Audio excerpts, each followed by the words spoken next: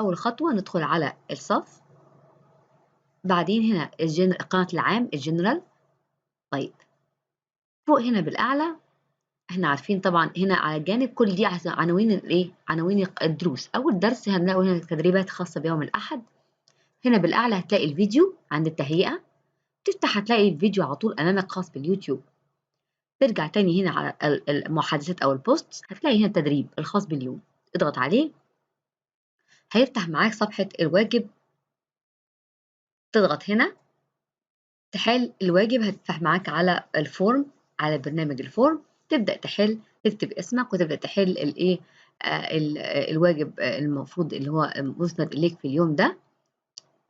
تسجيلي ده عن يوم تدريب يوم الأحد، فبالتالي كان يوم تهيئة يوم الأحد وتدريبات ليها علاقة بيوم الأحد. بجاوب الأسئلة ورا بعض كده.